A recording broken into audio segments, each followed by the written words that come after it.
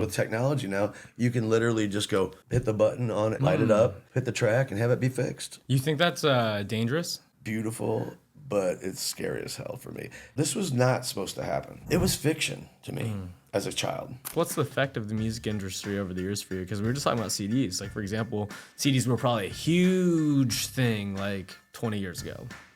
We hated them then. They were changing the sound. What do you mean? All the artists that I know out here who depend solely on their art to provide a roof over their head, food on the table, you know, like, it's a lot of pressure, and they start to, like, have a tough relationship with it. Whatever you're going to do it with love, but figure out a way to do it. Or work as little that you can with the time situation so you could have more time to do your art. Why do you think so many people write about heartbreak? From the experience for me as a writer, it's easy to let that go. What's the gravitation to rock and roll versus any other genre? It's got tension. It's real. Chris Shaffer, how's it going, sir? Fantastic. Cheers. Cheers. Thanks for coming on. Oh, thank you, Nate. Thanks for having me. You're welcome. How's LA treating you? Love it here. Why Yes. why don't you move here then? I'm gonna. Yeah, me and my daughter found my new place. Oh yeah? Did you? On Have the you guys been canal looking? in Venice, in the canal. Yeah. You like the canal area? Yeah. Did you guys go to Venice? Yeah, we just kind of stumbled in there. It was beautiful. Yeah. What did you like about it? I've always loved it because I'm a huge Doors fan. Okay. And I knew he lived in Venice, and the band. Jim Morrison, the actual singer Got of it. the Doors, lived in Venice and on the rooftops. And I have until this trip, I have never actually been down there and seen it. The canals. Yeah, I just never actually went.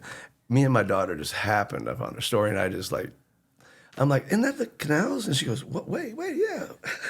And we just turned left, found a perfect parking space, and magic just started happening. I mean, it was like the Doors movie. I mean, it was like we had the whole place to ourselves. Yeah. And it was just magical.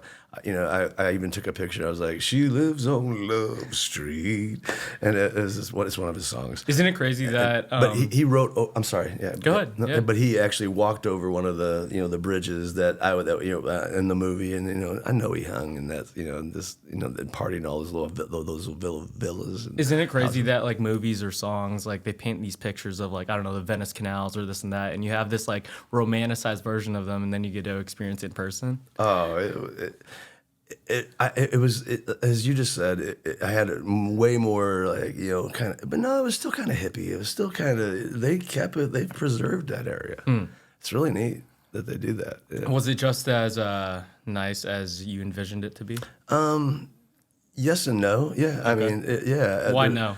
Only because they're building. There's these new things that are going up, and I'm like, nah, don't leave that little shack. I feel like everything's gonna be built pretty soon. And that's, I guess it's just, I don't know if it's sad, but it's just the way it is. Yeah. It's How was sad for me. hiking Wisdom Tree yesterday? Oh my, brutal, but exhilarating. Yeah. Yeah. What is it like to climb a mountain and feel like it's conquered? Well, when you find out the mountain's called a hill. Okay, can you explain the difference between a mountain and a hill? I don't get it. I feel like it's the same thing. I think it was a mountain. It's all perspective. But you said it was a hill. Well, that's what me and Story looked it up, and they call it a hill. I don't know which hill range it is, but of the Verdugo Mountains. yeah, Okay. yeah, it's like, but it said it's of the hill, right? Is that what? Yeah. How's still touring or playing music after this many years? I'm a lifer. This is what I have to do. Do you love it just as much? Oh yeah. Yeah. Even the smaller clubs, Yeah. even the smaller venues.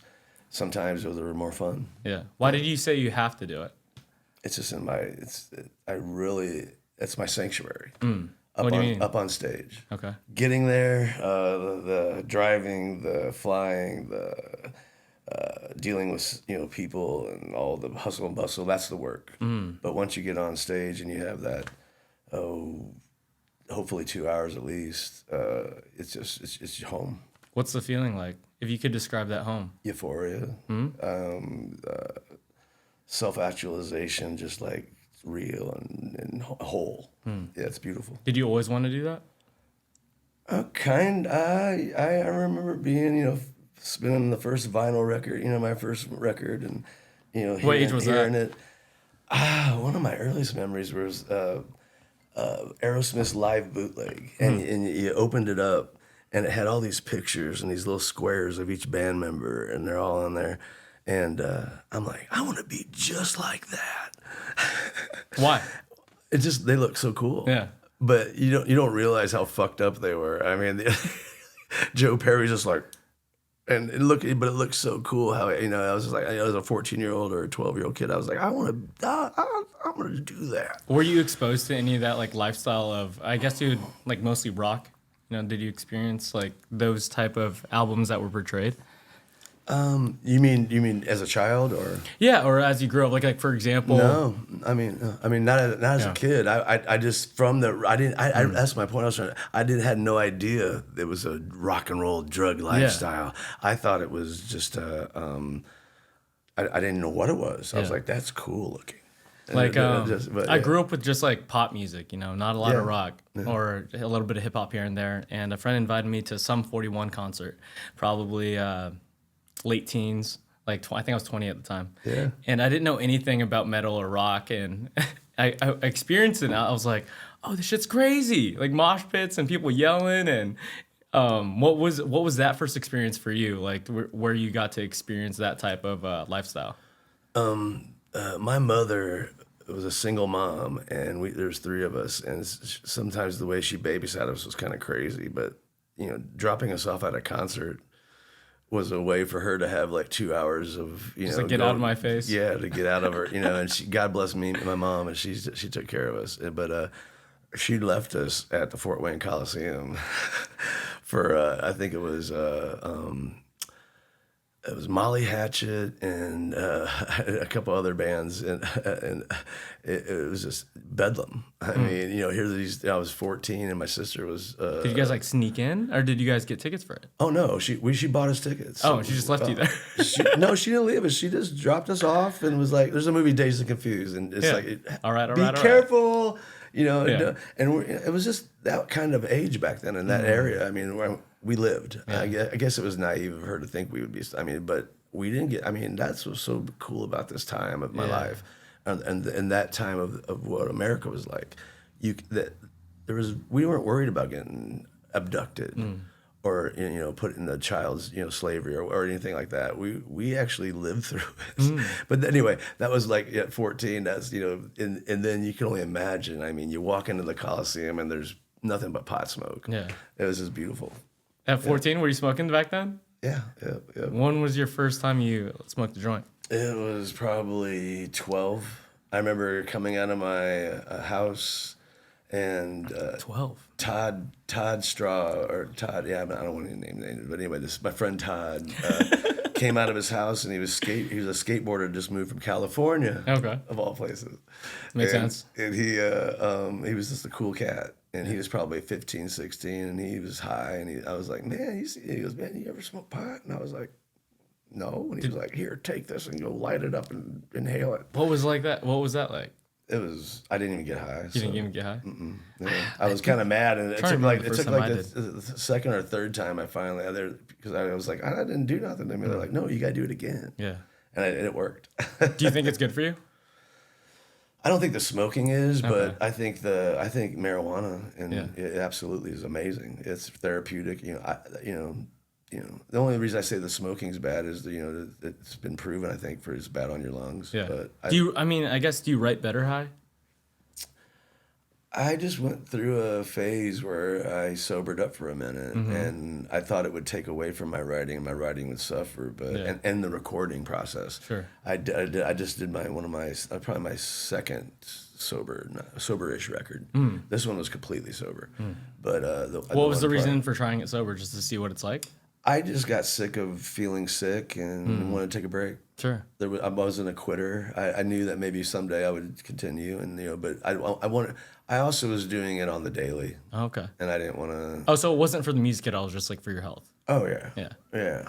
It was more so just to keep my levels, similar. But I thought it would. And I thought it enhanced. I had to get high in order to write. But no, I don't.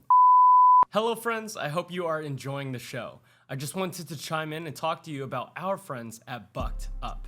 If you need more protein in your diet, creatine to aid your muscle growth as well as recovery, or pre-workout for your demanding sets during your workouts, Bucked Up has you covered. I use their Snickerdoodle protein and creatine monohydrate every single day. And on days I don't feel like working out, their BAMF nootropic pre-workout keeps me swinging kettlebells, running mountains, and moving weight inside and outside the gym. If you'd like to try them out and save some money, use code NateBiltz1 for 20% off any order. And back to the show. So what's your writing process like now? It's like it always has been. In the moment. Yeah. It could be right now. You said when the muse comes. I read like an interview for you. What's the muse? That's just the name of the thing that, like, at the moment. Like last night, we were just sitting around all together, me and my daughter and her partner, and we were just hanging. And Myrna hit the button, and it came on. She's like, go. We put the headphones on, and just some magic just happened. It was just gorgeous and amazing. Where do you think that comes from? I think it's just you have to let yourself go and be the conduit. Let it be the vessel. Don't be afraid. How do you accept that? Because I feel like there's a lot of. I wish I could bottle it up and sell it. Yeah, then everyone would find it. And I'd love to be able to give it away, and I've been having this, thoughts and things with my daughter. She's amazing, more talented than I could ever be. Yeah. And it's like I hear some things that come out of her mouth, and I'm like, oh, I can. This is why I'm here. Yeah. I can help you. Like I said, you don't have to become 57 at 27. You don't have to wait 30 years to get this. You can get it now. Yeah. And it's just, like I said, you just have to be able to let it go. And it's so simple, right? That word, let it go, or those three words. What do you call it? We were talking about Rick Rubin earlier before the podcast, and you said that he agrees, Rick Rubin, that you have to make the music, the art for yourself. And Story was like, she wasn't happy with it, but you heard it and you sounded like, this is good, like, let's build on it. What do you think about like that statement of like, do you think someone else could say like, oh, that's good? And like, even though you don't believe it truly is, but it could still affect a lot of people? That's where you really have to, it's a very thin and fine line. Because you got to be true to yourself ultimately, and that's what Rick preaches. He doesn't preach. That's what that's beautiful philosophy. You have to be true to yourself. Then you start thinking. Then you got to be smart and think.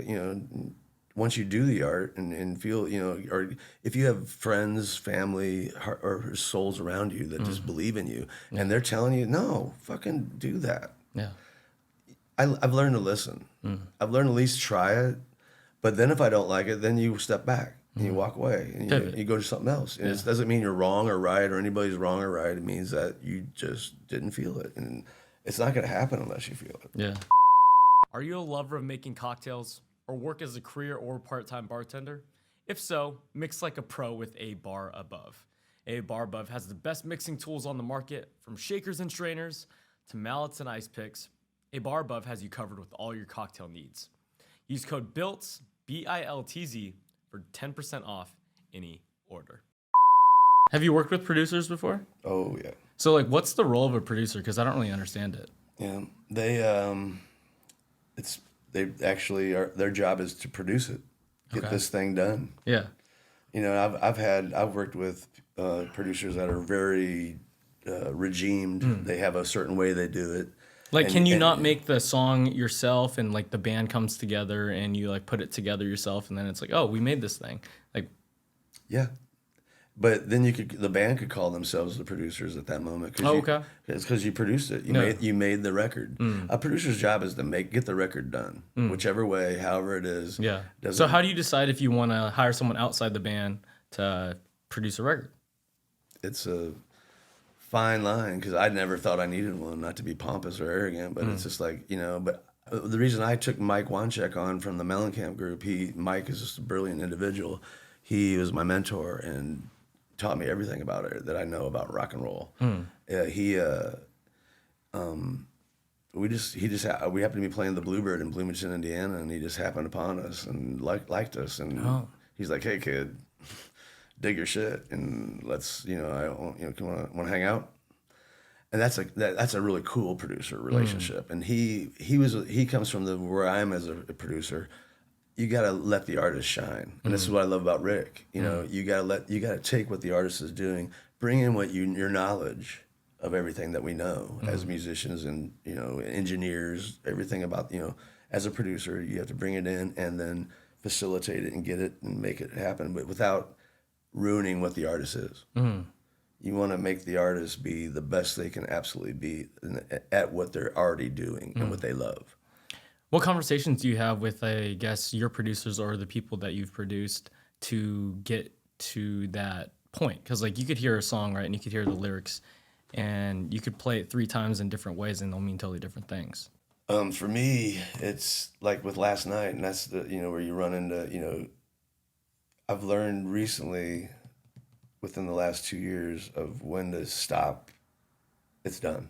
And I really pride myself on being able to cut it and go, no. How do you know when it's done?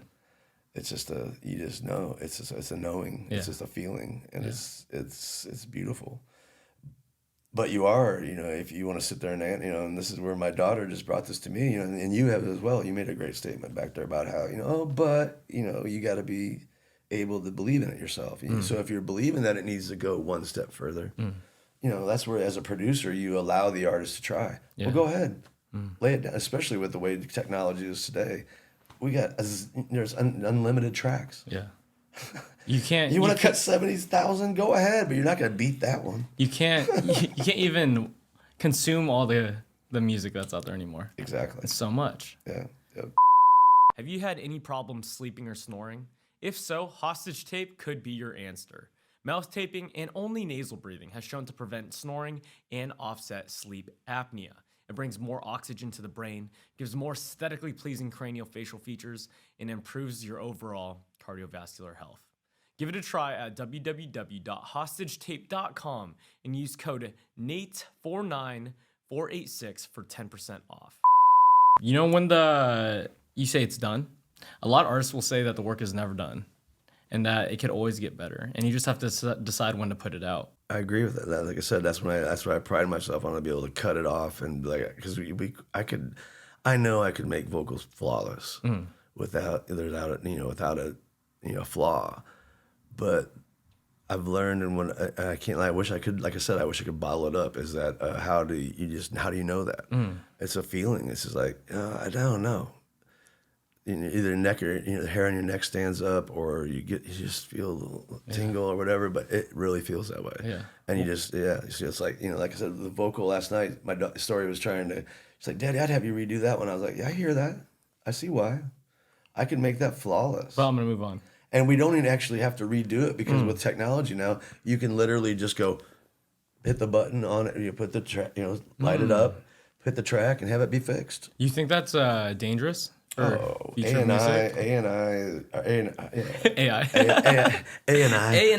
gonna start using that. I'm gonna write a song called AI, bitches. I think about AI. No, seriously, exactly.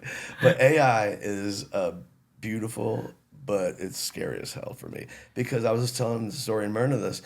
It was fiction to me as a child. This was not supposed to happen. We were not supposed to have the ability. It was all make believe. It was like it was not. There was no way it was gonna happen. Well, here it is. It's a lot faster than people thought it would be too. Exactly. Like I said, the freaky thing for me is that and I haven't really had this conversation with my peers and people in my same age and my old friends in Fort Wayne, Indiana. But I will, and we are. It's just really. I'm sure they're tripping out just as much as me. I'm just like. This was like make believe in the movies. This wasn't supposed to be able to happen. Yeah. But the beauty of it is a friend of mine, Paul Mayhern, he's a co-producer. He's produced a couple things with me, many things with me, and he's brilliant. He's a professor at IU. He has a class. I think it's the history of punk rock. Okay. At Bloomington University. Sick. IU University, and anyway, Sir Paul, he turned. I was like, man, what do you think about this AI stuff? And he's like, well, check this out. And he already had it. He goes, look at the lyrics, listen to the track. This song was awesome. Completely generated by AI. 100%. Yeah. And he didn't tell me, and I knew what he was getting at when I listened to it. And I was like, I wanted to be like, oh, I'm on no way. And I was like, that's fucking badass. That's crazy because like artists could just like use AI to make songs and then they just perform them well, and boom bang. I used it last night, kind of. me and Myrna. Yeah, we in the story I was like, all right, so who owns the tracks? And we worked. I figured out that you got to buy the track or lease it or whatever. And I'm like, from the AI software. Yeah. Really? Well, no, it wasn't AI. Oh, okay. No, it wasn't AI. It was like one step below. But it was still like computer generated and stuff. But no, we actually but I have my friend for the new artwork that I just did for our new record. My artist. What's it called? Mothership. Okay. Yeah, the Mothership. Everybody's on that, but I wrote a song called Mothership. My mom passed a year and a month or a couple ago, and while she was passing and going through it, I wrote a song called Mothership, and I didn't want to call the album that. I guess we can get on that, but back to how I got to the AI and Paul, and how good it is, and I really believe if Prince had a great saying. There's a clip of him like at one of the awards he won, where Prince says something about don't let the computer, take over you. Use the computer. Yeah, and he says it much more eloquently, but it's basically about how it's a great tool, and everything. That's what we got as artists need to realize. They're tools. It makes me appreciate live music a lot more because, for example, I listen to a lot of Big Sean. Do you know who Big Sean is? I've heard the name. And I saw him live for the first time, and I was like, oh, this guy is not as good as what it sounds like on this record, in my opinion. Oh, wow. And I was like, anytime I hear a live artist and it sounds like their record, I'm just like, oh, okay, you're legit. That's awesome. Yeah. But I feel like there's going to be a lot of musicians coming up that they're not as good live as they are in studio because you could use AI, you could use all these editing tools that make a really good track or sound in headphones, and then in live performances, like you can't meet that expectation. I foresee that as well, and it's sad for those people that are going to be up there on stage and have to be, it's be disappointing the crowd because the energy you can feel it. Yeah, I'm blessed where I don't. I'm not trying, I'm just being honest. I'm so lucky that I feed off the crowd feeds off me, and it becomes one. It's beautiful. I can't see that happening if you haven't played much, and then all of a sudden you're in front of 200,000 people, you're shitting your pants. It's gonna suck. Yeah. Before we continue, this episode is brought to you by Brute Fitness Seltzers. Get your full serving of BCAAs with the caffeine boost for your workouts or simple daily routines. Use code BILTZ20 for 20% off your next order. What's the Mothership about? The matriarchy is it's the woman, the vessel that was created for us to come out, the portal, the mother. Ooh, I like that. We are the portal. They are the ultimate portal. The mothers are, and the women, and but the whole record's about the song is about that. How much I respect my mother and what she sacrificed for me, and then my daughters. I see them and what they can become and their friends and and what they are and women and how this there's all the discrimination blah blah blah. But I'm saying it's a homage to woman to a woman. What did your mom sacrifice for you? Everything. Yeah. She worked 3 jobs to put us through school and to get us to where we are, all of us. Yep. She did everything for us, and it was just total, just giving. Yeah. Did she support the music journey?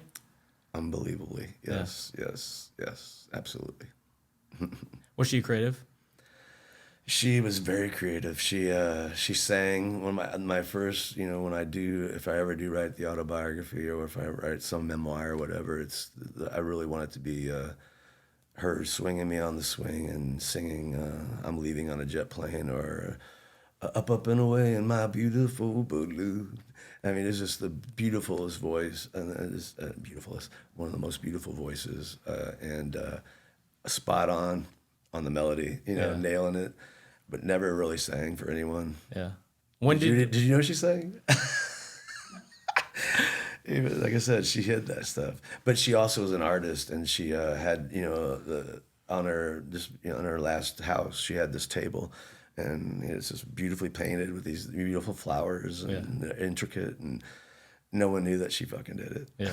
Dang. Did you know that story? You didn't know that? It's a badass table, wasn't it? I love the artists that create for themselves and they don't really tell the world. Amen. There's some beauty to that. Yeah. I mean, that's, back to your question, why do I do it? Or, in the beginning that's it. Or why do you have to do it? I do it for me. I'm selfish as fuck. I do this for myself. Yeah. And then hopefully, like I said, with Rick Rubin in his book, in his quotes and stuff, thing I've seen, that's where it shines. Before we continue, this episode is brought to you by In Spirit Bitters. Be your own bartender at home and make yourself an old-fashioned, Manhattan, hot toddy, spicy margarita, and much more with your In Spirit Bitters.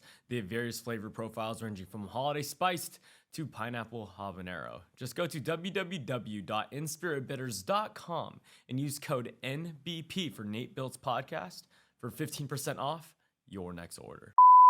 Did the relationship with music change at all throughout the years? Because, like, depending on an art form for, I guess, like, a living, right, is kind of difficult sometimes.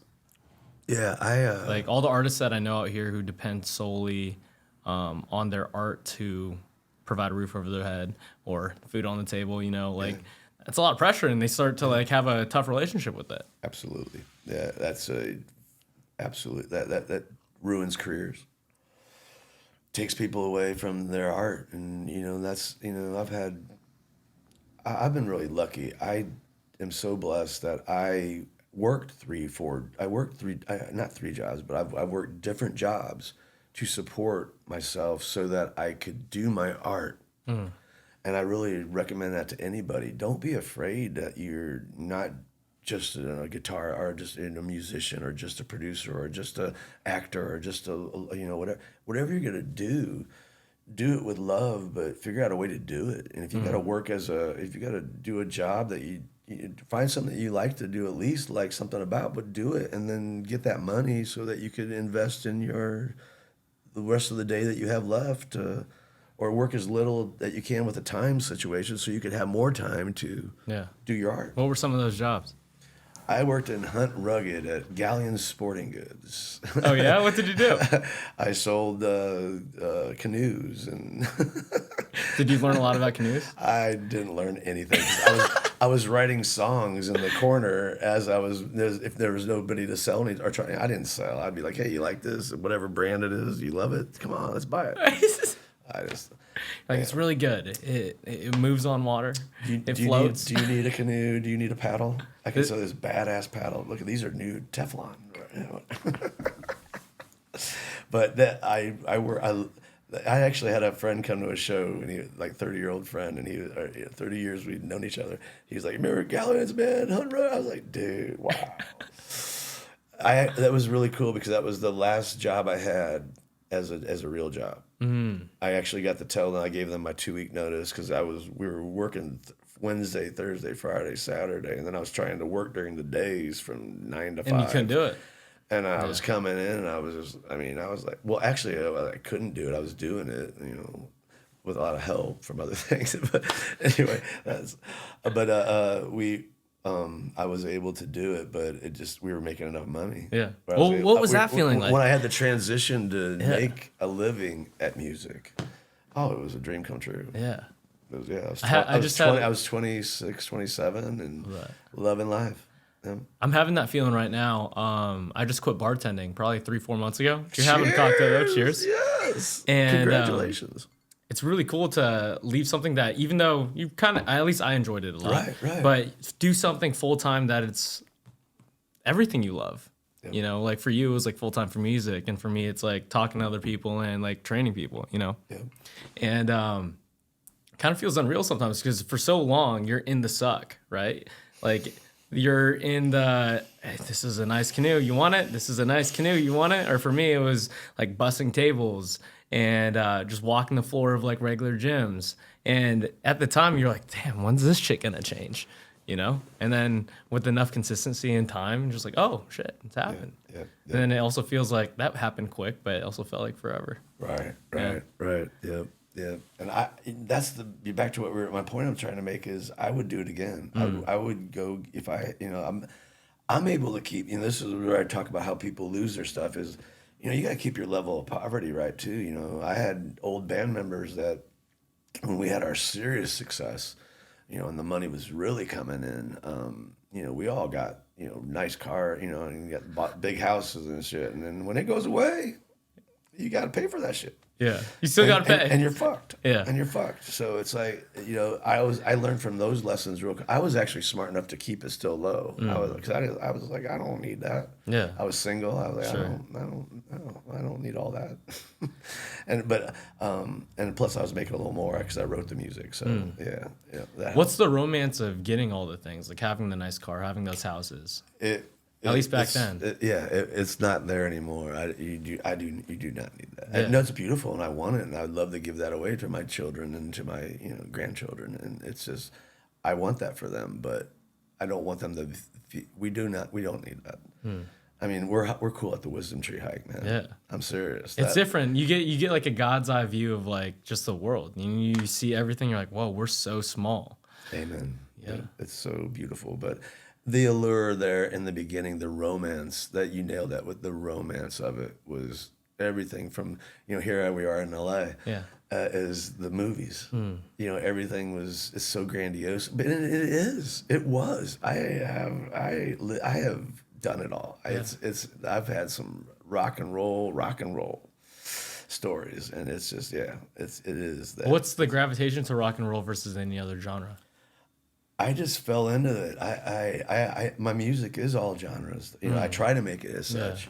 I try to bring that, but rock and roll. I just felt I don't know. It was it just like pulled me.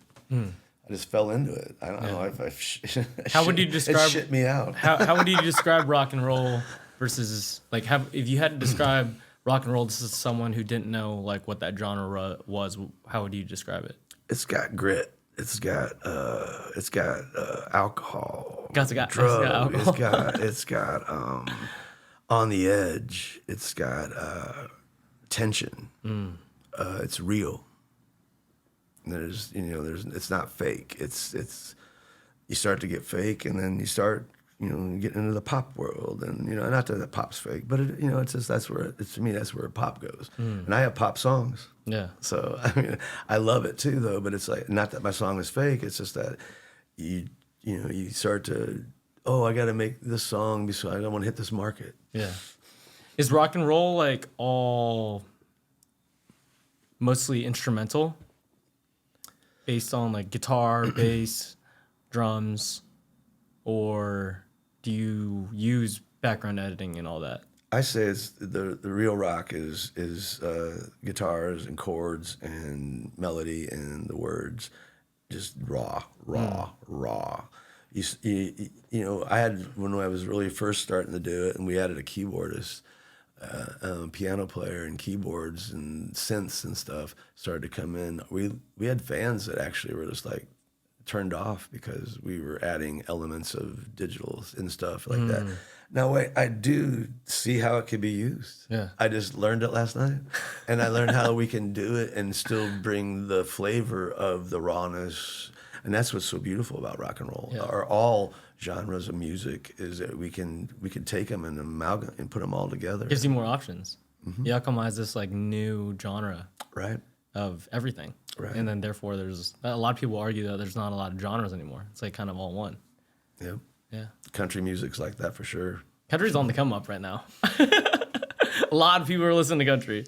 What's the difference between indie rock and rock? I never really that always kind of like I always question that too, Nate. I was always like it's to this day I still don't because I'm considered indie rock and rock. And I'm like, how can I be both? Well, I'm indie. Do you describe yourself as indie rock, or do other people describe you as indie rock? I've always thought I was indie because I thought I meant independent. So I guess I'm wrong. I don't know. I mean, if we describe that, if that's a definition, that's correct, right? If that's what it was, yeah. that's what I always thought it was, and I always thought of myself because before we sold 40,000 units on our own before we got a record deal. Yeah. And that's how they came to us because I was like, fuck you. That's stupid. How'd the record deal come to you?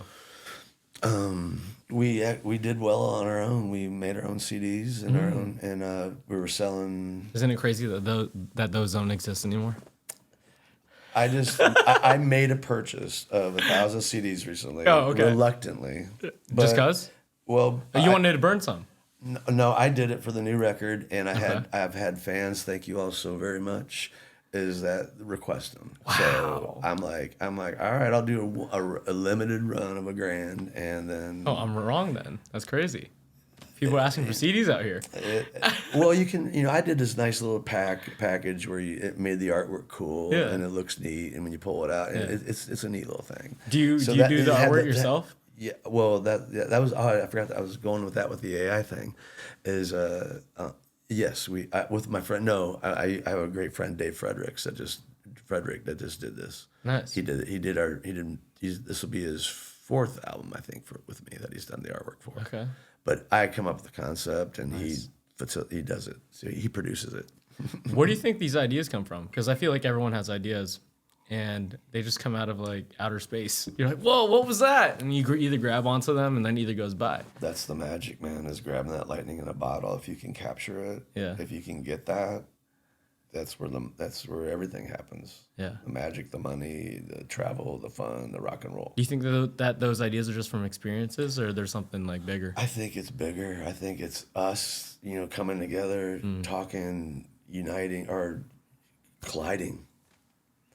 And then if you're lucky enough to be there and capture that, then that's where it's beautiful. Yeah.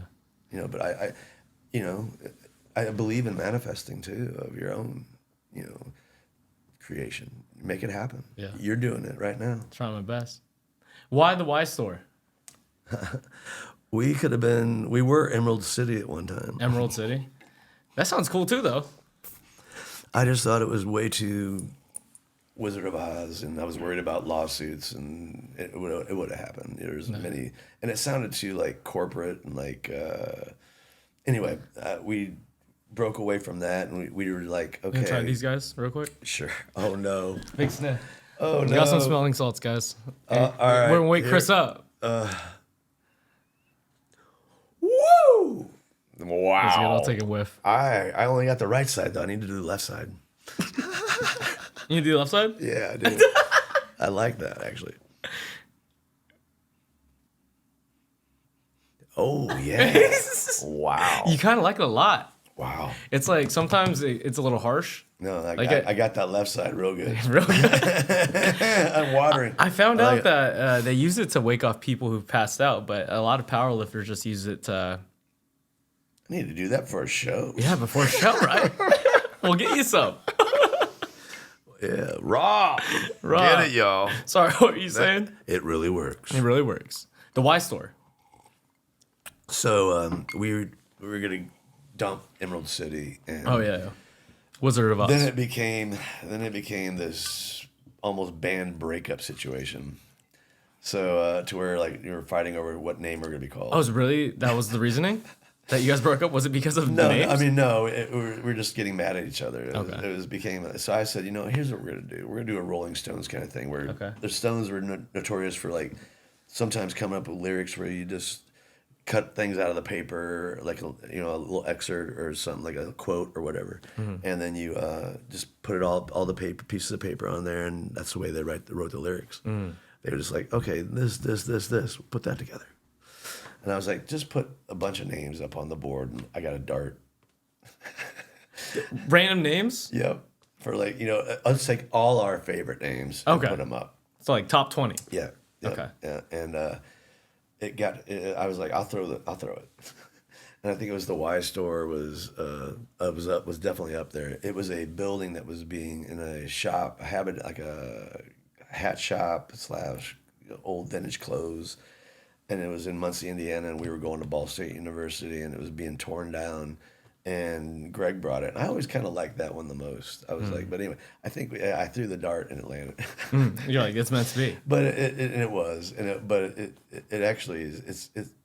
I liked it because my songs question life, religion, everything. What are we doing here? Why is this happening?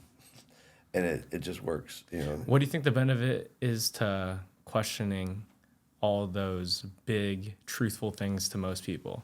I don't know if it is benefiting at all the more I live. Why not?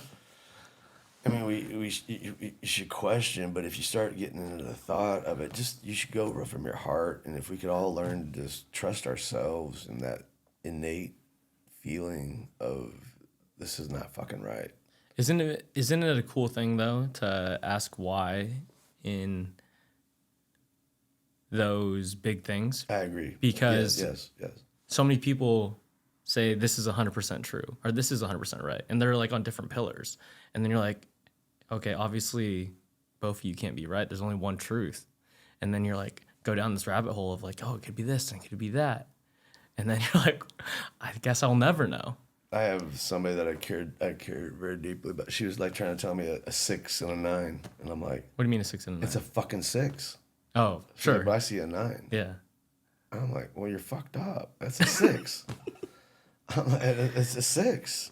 But that's where we're talking. Is it?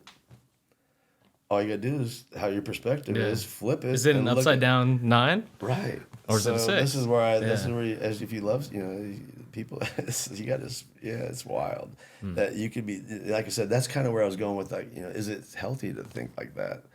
Because you can get down that rabbit hole. And then you can waste all that time that you wasted on that. You could have been creating. I feel like when you come to the conclusion of like you will never know, then you just are at peace with it, and then you could create the best. Bingo. Because I feel like if you come everything from one side, Yeah. it could be true to someone else. I guess like for your songs, you have to. The only way to build an audience is to relate to people, right? So clearly, other people are having these questions. That's been that's very insightful, and it's been very therapeutic for me. Is that I just through being selfish and loving what I do. Why do you say selfish? I guess I've been fighting being called, if you do something that is for you and you're a narcissist and you're blah blah blah. Yeah.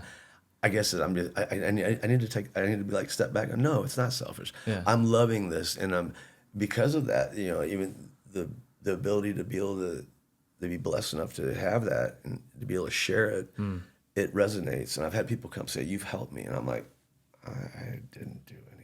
Yeah, there's this saying that if you being the best version of you for you makes you the best version of you for other people. And because if you're not doing what you love, then you become, I don't know, resentful towards yourself. Like, fuck, I should be doing this shit. Yep. And then you end up having that energy to other people. So at the end of the day, like being selfish might be the best thing that you can do for other people. Yeah. And it's not like your point. It's not selfish. Yeah, it's condemned by the society sometimes as being selfish, but that's how do you disconnect from that? I am still fighting that. I'm still trying to figure it out. But it's beautiful to be close to, like I said, it's just been through experiences in life, learning how relationships starting, forming, dissolving, and being deemed this and this is your fault in the back. Is there right and wrong? Yeah. Is or is it just is? But we should be able to ask why. My point I was trying to make is I got caught way into the whole why. It's not fair. Then you can start blaming. You lose yourself. Blame that. Blame this. Blame this world. Blame that. No, we're fucking right here. Yeah. How do you get out of that? Because I feel like you could stay in that for a long time. I do it. I've done it recently through breathing, exercising, wisdom tree hike. Seriously. I'll do it again with you. We'll go. I'll only do it with you. Oh, sweet. No. You heard that, guys? I told Story and Myrna that I would only do it if you asked me to go. Oh, that'd be awesome. So we'll do it. Okay. But yeah. This hike's way harder than you could think, guys. Like, it's steep. It's basically rock climbing. My friend I'm gonna name drop him. My friend Rusty Anderson. I'm getting ready to have dinner with him tonight after this. He plays for Paul McCartney. I love you, Russ. And anyway, no, I was telling him, he's like, "What are you doing today?" I was like, "Man, I'm climbing a mountain." Yeah. I go, wisdom tree, and he goes, "Have you ever heard that hike?" And he grew up here in LA, Yeah.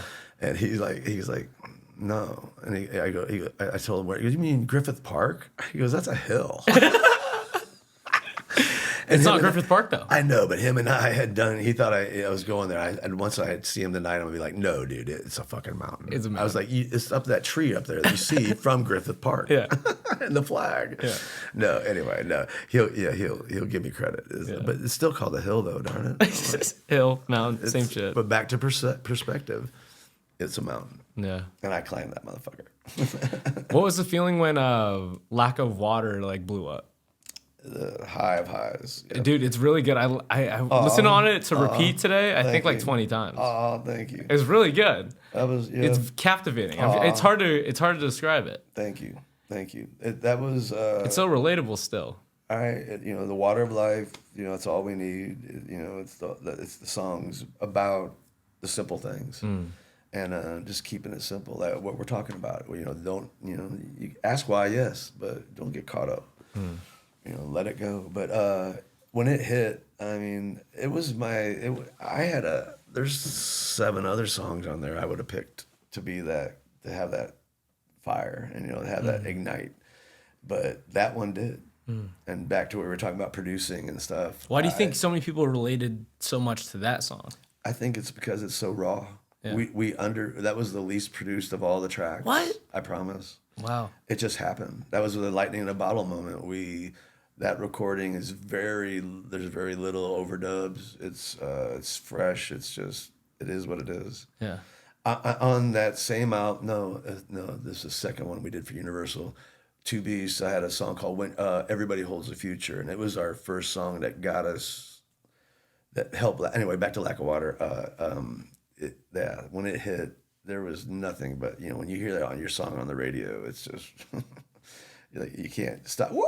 I mean, party central. Yeah. It's just, light it up. So many people don't get there though. There's so many artists out there who never get to experience that. Like, was it a surreal moment for you? You're like, I can't believe this is happening. I knew it was going to happen. We made it happen. What do you mean you knew it was going to happen? I remember working, another job I had also was working at a studio. I forget the name of the studio in Indy, but I was working there selling jingles, jingle sales, just making cold calls. Jingle sales? Yeah, commercials. Okay. Radio commercials. They call them jingles, or they did back in the day. And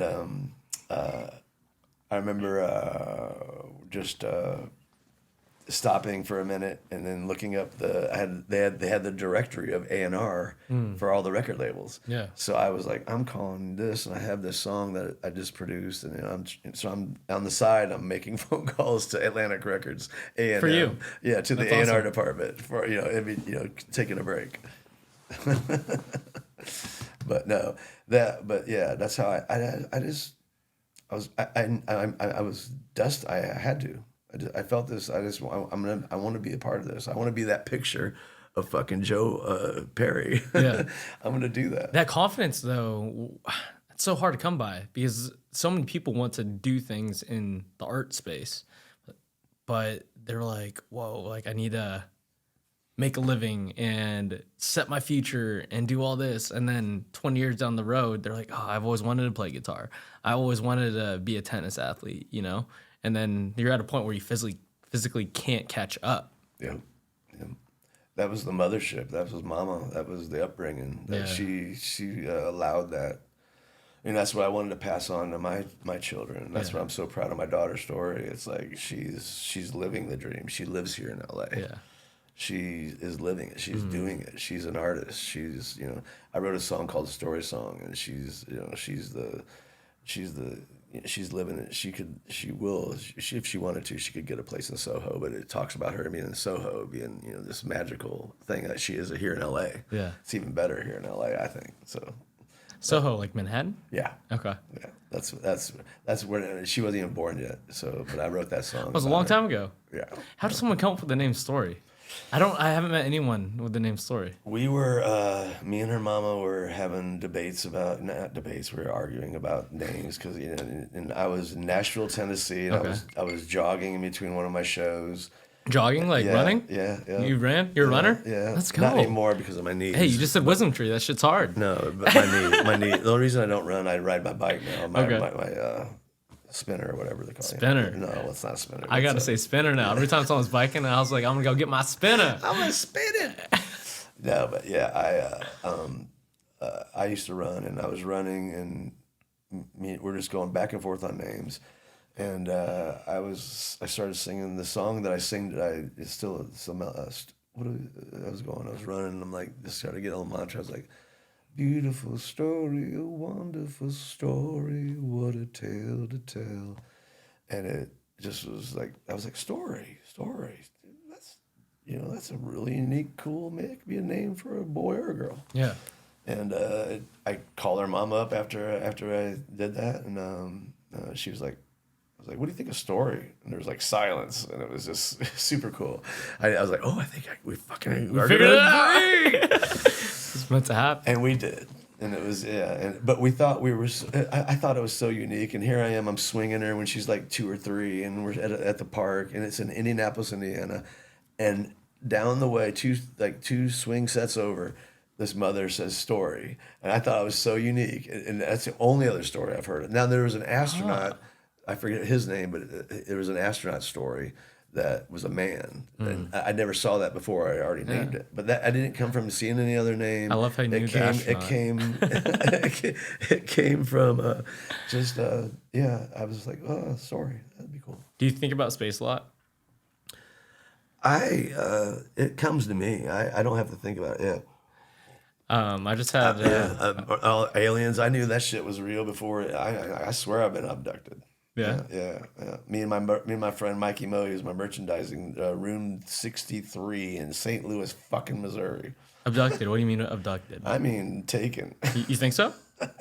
I know that. No. So. Well, it was all a dream. Okay. You know, what was the dream like? Out of body experience. Okay. I'm lifted up out of my body. I'm on. We were sleeping 2 to a bed at the time because we were cheap. We were not cheap. We were not making enough money. But sure. So my drummers beside me and the king, and no queen bed. And then we just had one queen bed. I said we could only afford that. And then Mikey Moe was on the fucking floor. It's in a hotel, motel. Yeah. It was a hotel. It was a Holiday Inn. Holiday Inn. Okay. Even back then, it was we still. Holiday Inn's nice. It was okay back then. But a little, this one was in Sauget, Illinois, though, so it's on the seedy side of St. Louis, across the river. And anyway, we all fall asleep, and I come out of my body. I'm looking down at the bed. And you see your body. Mikey Moe's on the floor. Okay.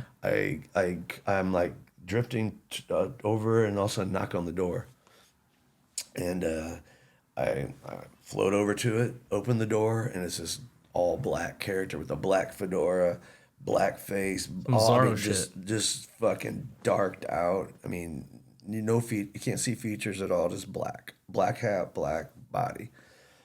And I'm like, I kind of wake up. I go, shoot, I got scared. And I go to Charlie. I woke up. Charlie's like, what? He kind of felt me stirred. He goes, like, what's going on? I said, dude, if I fucking float away again, pull me fucking down, would you please? And I was just joking. Yeah. And I was like, I let it go. All right, so we fall asleep.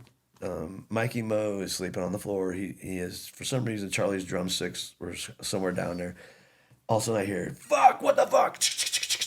And he's banging on, and Mikey Moe's like, get the fuck off me.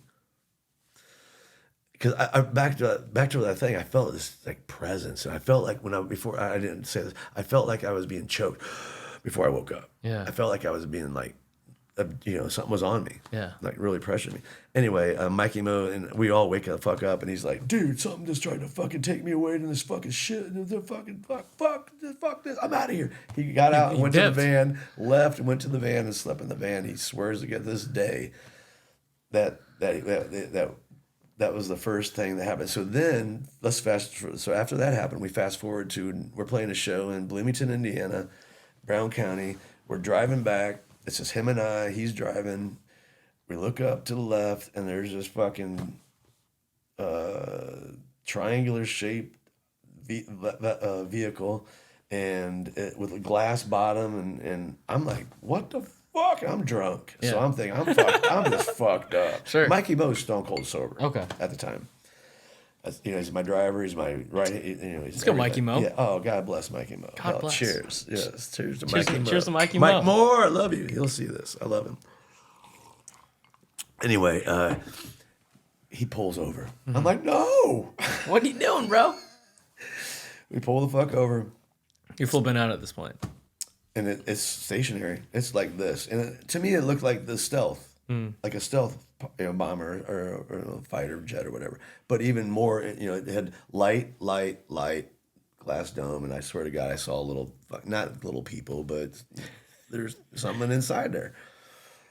And I'm just like, we get out of the car. I'm like, what the fuck? He's like, he sees something that starts to go, and I'm like, and he's like, get the fuck out of here. Yeah. We then both lost like time.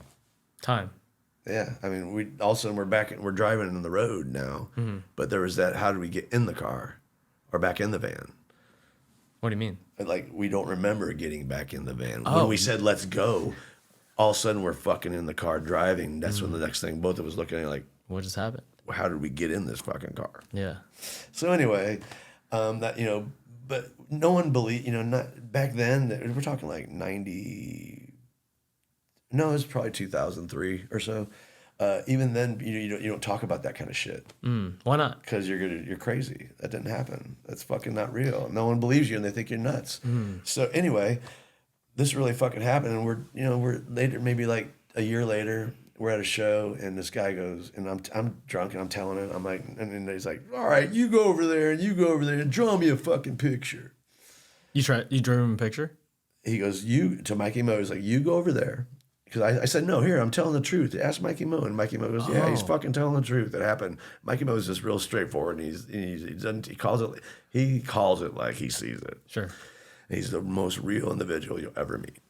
And he's like, and so this guy, like, he pissed this guy off by, being so real. And the guy's like, okay, well, all right, you go over there, and you go over there, and draw me a fucking picture. We come back, and it's identical. The ship. That's crazy. Yeah. It's fucking. It was beautiful.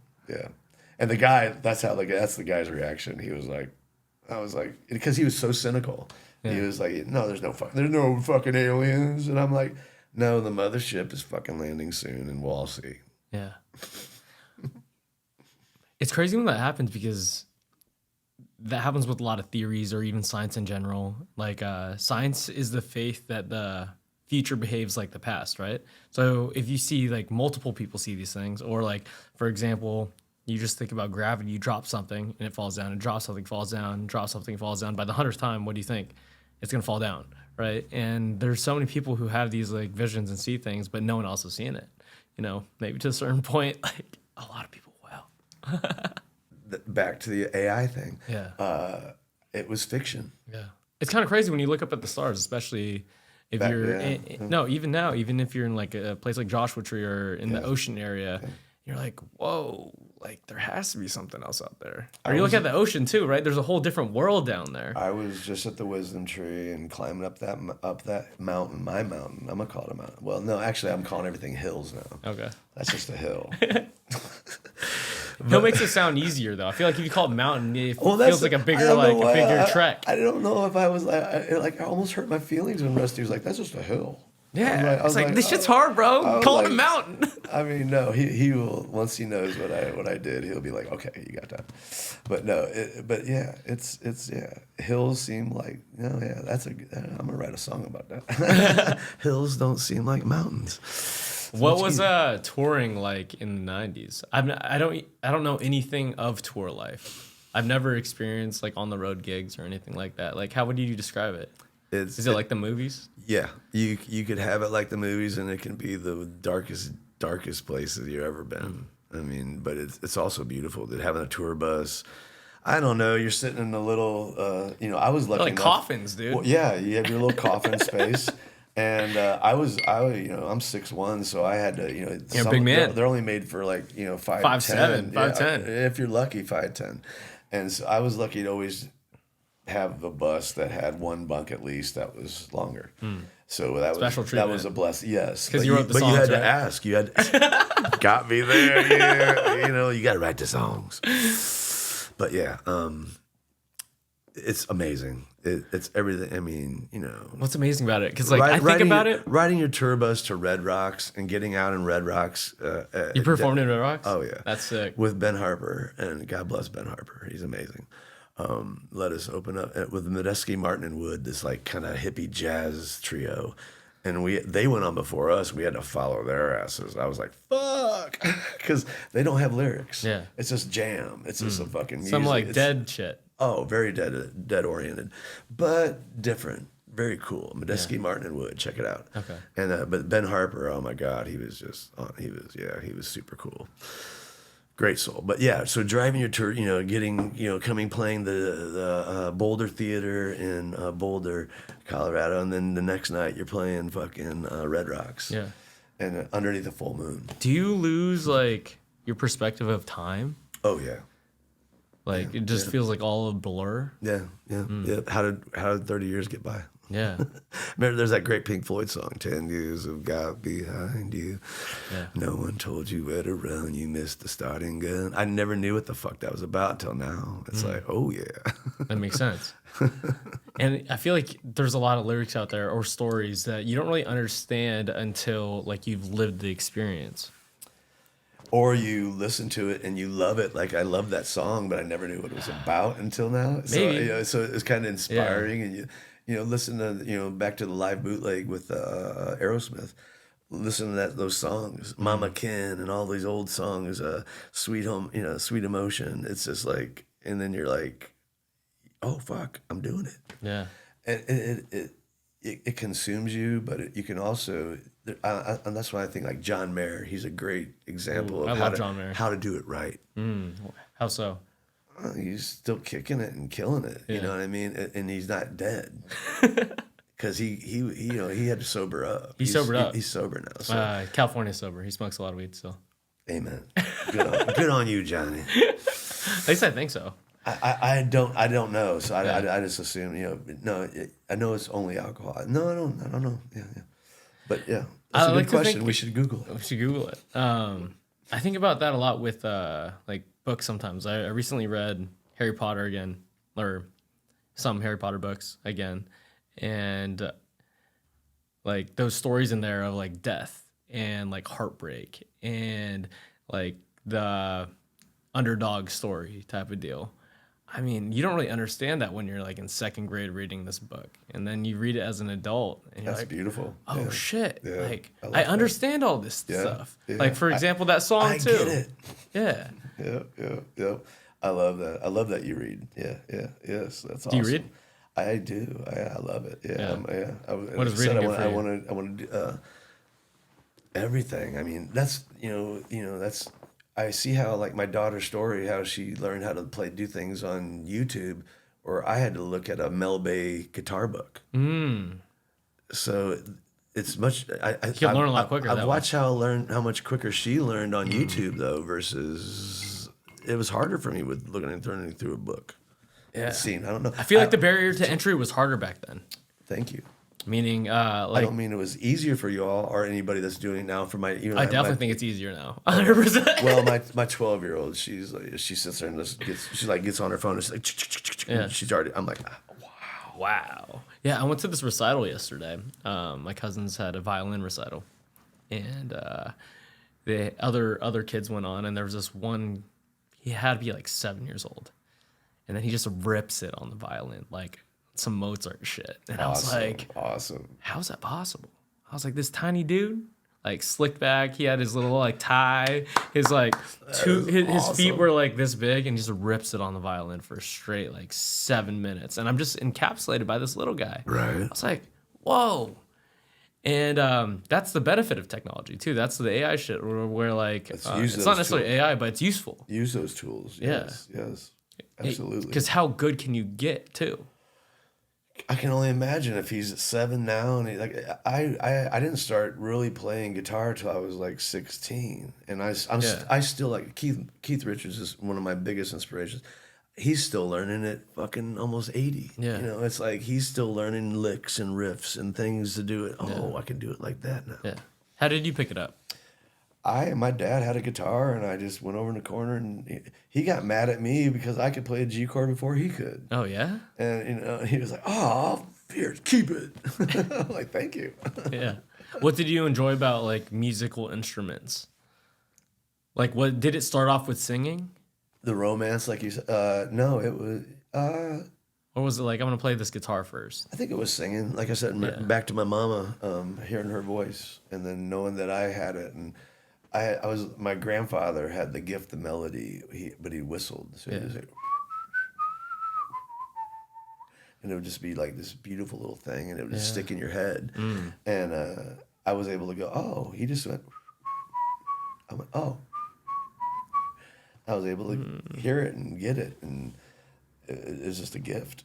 And Just figure it out. Yeah. Yeah. And just My grandpa kind of did that with the harmonica. Yeah, I love that. I love the harmonica. I don't see anyone using it anymore because I just used to see old people just having their harmonica and just walking. Yeah, and doing the thing. Yeah. Why do you think the harmonica is like going out of style? Dang, it's not for me. Darn, I'm sad that it's your perception of it. Darn it. Yeah, I'm gonna get on it and start playing more. Seriously, I don't see that a lot. It's something I just have to have it. It's laying around the house. There's already 3 around my house, my apartment place right now. Yeah, you're like, I'm gonna get after it. I don't know. You just inspired me, Nate. I don't remember the last time I saw a harmonica though. Yeah. Like, they used to be just around my grandpa's. John Popper, the Blues Travelers were a great band still are a great band that I played many a show with, and he is amazing. You familiar at all? No. Blues Traveler, check him out. John Popper, he got us, helped to get us started in the whole scenes of everything. Yeah, but yeah. What's your writing process like? Oh wow. It varies. There's a lot of people who just sit down and like, this is gonna be my hour to write. If that's an author, if that's a musician, and this is it, and they do it every single day. Or do you just like wait and be like, I'm inspired by this drink or whatever? I'm at a bar and you just start writing some shit. I've recently started forcing myself to have a moment and make myself write, but that's work to me. That becomes like stress, and I start, I fucking suck.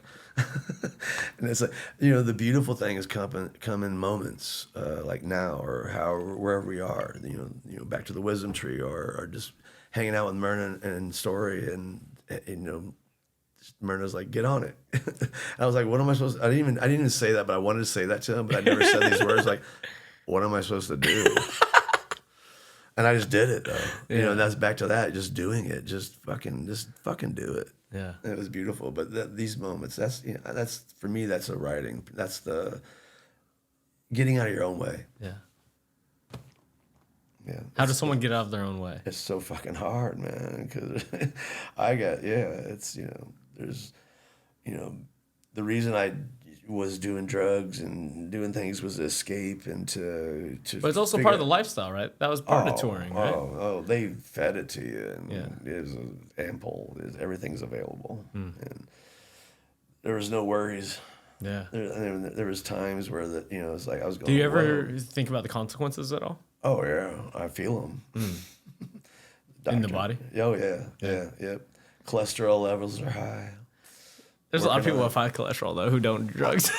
This is the beauty of my genealogy is the liver's fucking awesome. Yeah. Thank you, grandpa, grandma, great grandpa. Yeah, everybody. No, mom, dad. Yeah, it's funny how that happens. No, but Do you know? That's a great point. So there's this weird stat that's come out recently that huge characteristics of centenarians. Do you know what centenarians are? Like people who live over 100. Wow, that's awesome. They one of the biggest characteristics is that a lot of them smoke tobacco, and that's kind of crazy because the world says like, oh, like if you smoke, you're gonna die, like it's bad for you, this and that. And the theory is, from what I understand, don't correct me if I'm wrong. I mean, correct me if I'm wrong, guys. Sorry. Is that these people have a gene in their body that only accepts the benefits of nicotine, but also like filters out or Cancerogens. the cancer effects. And I was like, oh, that's crazy. But that's just theory. They haven't proven that yet. But I was like, whoa, that's sick. But it's a crazy statistic. You're like, that statistic that's off the hook for me. It's like, let me go smoke some never cigarettes. Wow. What about drinking? I wonder. Yeah. I don't. Did they drink too? I wonder. Yeah. A lot of them drink too. Yeah, but they think it's there because are benefits. Everything's in moderation, I think, Nate. Yeah, but they think it's because of not necessarily alcohol is beneficial. It's the lack of stress compared to other people. And it's like I said, self-medicate. As long as you don't get it to where it's fucking controlling you and your lifestyle, and you got to do it to perform. Yeah. That was the beauty for me of Have you had that point? The 2 years I went off it. I went off. You know, I was still getting high, and I was still doing other things if I wanted to. But I honestly got to a point where I didn't even need to be smoking pot to be able to be on stage. Did you get to the point where like you had to do it every day? Oh yeah. Or at least my point was I thought I had to. I thought I had to have 2 shots in order to sing. I thought I had to have a joint before I played. Otherwise, I was gonna suck. Because it was bringing the muse. Yeah. But it didn't, and it does, but it doesn't have to be there. So that necessarily wasn't an addiction per se. It was just like you thought you needed it to be as good as you are. It became an addiction because physically your body if you do it every day, your body does get addicted to the alcohol. Yeah. Not necessarily and the weed. I mean, there's a point where I was smoking daily and I went off it and I felt a little nauseous, but you feel the withdrawals. But that was when it became that. For me, it was more of I need to keep my levels right. I never had it with a substance. I had it a little bit with gambling, and I would do it every day. And I was like, and I guess you don't have withdrawals from it per se, but like you're on a constant dopamine high. It is withdrawals. Yeah, we are withdrawing from the dopamine. Yeah, you can have that with relationships. And I've gone through that recently with a woman, and it's like, yeah, it is. It's weird how it is we need to get that dopamine, that fix. Yeah. Do you think relationships are necessary? I was talking to my daughter and Myrna and her partner about how I've just recently, it's taken 57 years to realize that it's not necessary. It's the beauty. No, wait. I still have this philosophy, even coming across where I realized and being able to pull back and find myself. Yeah. And love myself. Like I always have, but this is like this is like where I accept. I'm like, acceptance, letting go, just being able to be at peace with what is right here, right now. It's just beautiful. How did you come to that acceptance? A lot of hard work, and going through what I've gone through in the last couple of years of losing something that I loved, and a person that I loved. Like a relationship. Yeah. And learning that it was the end all for me. It was the end all be all. Yeah. And I do believe we do need, as humans, interaction. Yeah. Like you and I right now. 100%. But I think I could, I'm learning how to be able, and I'm learning this from my 27-year-old. She's a monster. She'll survive World War III. She'll be one of the leaders. And I'm like, fuck. And I'm like, I just want to fucking check out. I'm like, I'm done. You're like, I can pass this. Like, hard pass. It sounds like a lot of work. Yeah. I'm like, you know what? We just went shooting, and I'm like, damn, fuck. It's a lot of work to get that fucking bullet in there. You couldn't figure it out? Oh, no. I didn't. I'd probably fail right now if I had to do it. All right, Chris, do it. You're training for it. You climbed up a mountain and you figured out the gun. I would get it. I'd get it. I believe I could do it. I might shoot somebody. I'd be like, all right, everybody, back off. Why do you think so many people write about heartbreak? From the experience for me as a writer, it's easy to let that go, and I can see how Because I feel like most songs are like either heartbreak, some negative point in their life, and there are some happy songs, but I feel like most of the mainstream are just like, my life sucks, or like, oh, I love this person. And I was like, damn, like people trauma bonding out here. Hey, all the way. And that's yeah, absolutely. Some of my best songs are from heartbreak that people love and can relate to. Yeah. I have this song called Happy Place that it's on our Live at the Slippery Noodle album, and it's on Spotify. But I forced that fucking song. Because we were traveling. I forget, me and my drummer were traveling. And Charlie was like, you can't write a happy song. I'm gonna write a fucking happy song about a happy place. What was the name? Happy Place. And it's a really cool song, but it's fake. It's not fake. It was one of those project songs where like, I'm gonna do this, but it didn't come from like that place that. They have a song called "Is She Cold?" Is she cold? Is she bitter? It came from heartache. It came from a real experience. Yeah. No, wait, I've been happy, and I've been to a happy place. Yeah. So I was able to translate that in the lyrics of that song, but it still was forced. I didn't write it because I was happy. Yeah. I wrote it because I wanted to write a fucking happy song. Yeah.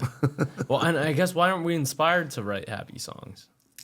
I am right now, actually, and that's what kind of was beautiful about last night but if you listen to the song, it sounds sad as fuck. How can a happy song sound sad as fuck? Right?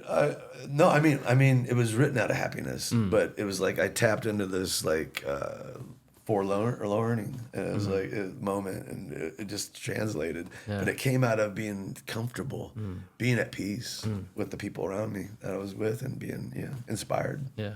What The inspiration was the happy part. What artists or what type of music inspires you? I think what we're just talking about, heartfelt, real stuff that translates in... Any particular artists? There's this band called the Red Clay... I can't remember. Anyway, they're a new band in Red Clay Strays, I think. Anyway, they're out of New Orleans, and they are just... The lyrics just resonate. I mean, he talks about heartache, love... He has a song about happy kind of love where it's like he can't believe he's being loved by this person. And that's I've written, that's a cool feeling. Yeah, that's a cool feeling. You're like, how does this person love me so much? Right. I don't deserve this. Right. That is the ultimate feeling. It's the ultimate feeling. I have leveled up. I've leveled up. You're like, I'm definitely faking this person out for sure. Man, I think I've been there. Yeah, I've been there. Yeah. Or do you feel the other way? You're like, this makes sense. No, I'm always on the other spectrum. I'm always like, God, how did I fucking luck into this shit? Yeah. But I don't know now. Back to what I was saying about finding myself. That's where they always, that's cliche. You got to know your worth, and no, you really do. And that's been that's kind of where I'm at now. How does someone measure their worth? You got to look in the mirror. You got to be able to look in your eyes and your own soul and be able to say, I love you, and really mean it. Yeah. And that's a cool fucking place to be.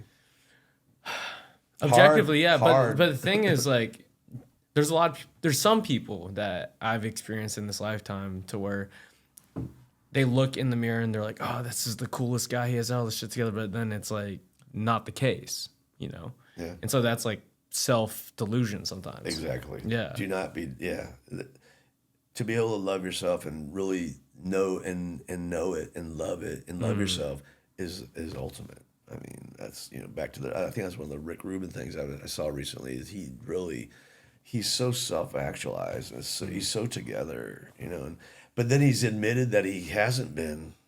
Yeah. He's been on the beach and everything's fucked up and he's looking at life's changing and it's neat. Yeah. To admit that we're flawed. We're weaknesses. Yeah, he admits to like not knowing that his diet was bad for him as well as like certain other things and that he gets depressed and all. And I was like, whoa, like for someone who has all the money, all the answers to a lot of people's creative questions, you're like, whoa, like this guy still don't got it together. He still doubts things, or not doubts, or has questions. Yeah. Ask why. Yeah. It's crazy that he just like walks around with no shoes, just shirt off most of the time. and he's just so different than most of society, you know? Is it scary when you look out? It's just funny because a lot of people who are concert goers don't experience the lifestyle of the people who perform. You understand, but they appreciate it. Just like, how can you relate to something that is so different from your life? Yeah, yeah. Or when I am talking to friends and fans after shows and such, we just played Detroit, Michigan recently, and we haven't been there in a few years, and old friends would come out, and they were like, it was like they knew me, and I was like, wow, we haven't seen each other, and there's one individual was like 15 years, Yeah. There's like they knew me, and it was like they knew me through the music, and I was like, but they don't really know me, but they do. But they do. They kind of got, and it was such a neat connection. I was like, wow, we haven't missed a step. 0 steps. It was neat. It was cool. What's the craziest fan experience you ever had? Fan experience? Yeah. In 2003, I did a Chris Shaffer record, and I took my name off the Y Store. I quit using the brand. I wanted to just be a solo project, and I was touring for a minute, and I did the record, and I'm really proud of it. But I was in one of the, I think it was Kalamazoo, Michigan, and this gal comes up. We'd done the show. It was pretty successful. It was pretty good. It was a couple, 300, 400 people at that moment, and she comes up and she's like, "You just sound like this lead singer of the Y Store." And you're just stealing his thunder, and I love the band, and I just can't believe you're just ripping him off. I'm like, what the fuck? Did you tell her? Oh, I'm like, I'm Chris Shaffer. I'm the lead singer of the Y Store. And I'm like, help me. I'm like, girl. She's like, no, you're not. I go, Chris Shaffer is the lead singer of the Y Store. This is before internet. This is before anything you could look up. You couldn't Google. I had my fucking license, Nate. I pull out my license, and she goes, I go, look, Chris Shaffer. But I had no way to find a computer to get to where we could pull up the face. I think that was back in MySpace. Oh my God. Anyway, she was still fighting me. Yeah. All the way until I even had a band member come in and go, they started laughing. They just walked away because she was so out of it. Yeah. You are not the lead singer of the Y Store. I know him. I'm like, I am him. So that was pretty fucked up. Yeah. Damn. I was like, that's when I went back and got the name. Oh, when you go back to the Y Store? I was like, that's enough of Chris Shaffer. I am the Y Store guy forever. Yeah, why did you guys break up initially? It was it's a sad story. I was on their defense. I was a little hard to handle. I wanted more control. But we had lost our record deal. And so we were trying to find a new one, and I wanted to make sure the ship was the way it was going and the way I saw it. I was also doing a lot of drugs and alcohol and being hard to deal with. Yeah. But we had gone from doing, and playing in front of 20,000 people to 500. Yeah. Just through having to do smaller tours and not being on the big tours and not being with the other, we didn't have the label help. And so the ship was sinking, and the guys, all their level, their money was such to where they were used to making, 200, 300,000, or whatever, 100,000, whatever we were making at the time.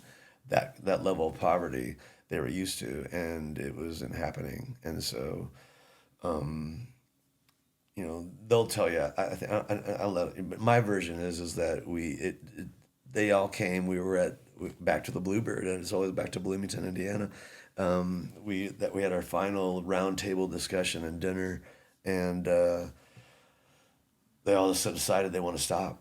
And it wasn't we were breaking up. It was we were just going to stop playing. And I was so arrogant at the time and pompous. I was like, I'm going out as Chris Shaffer.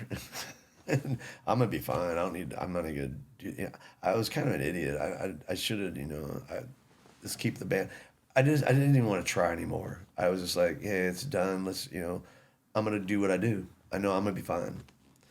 And it was sad because we kind of all back to that whole money thing that we were talking about that earlier, about how as an artist money can become a killer of art, and I believe it did kill that band, those 5 individuals, their artistry. We were just like torn in different ways because the money was no longer there and the machine was no longer to keep it together.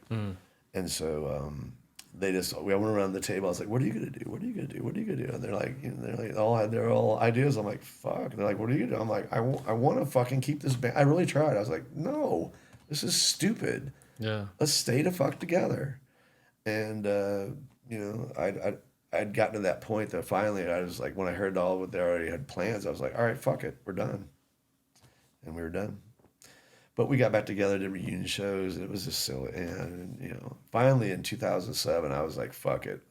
Actually, it was my friend Rusty Anderson, who I'm having dinner with tonight, an LA boy. He was on a. How did you connect with him? I had my label president, Mike Jacobs of Way Cool Records, a subsidiary of Universal, was really good friends with him, and I came back to do I forget, I think it was 2005 or 6. I came back to do David's 18th birthday party. David is Mike Jacobs' son, and I came back to David, God bless him, wanted to hear me play, and we're still friends. Shout out David. He's a radio promotion guy for Mom and Pop Records. Anyway, I came out to do his birthday party, 18th birthday, and Rusty happened to come by at the end of the night.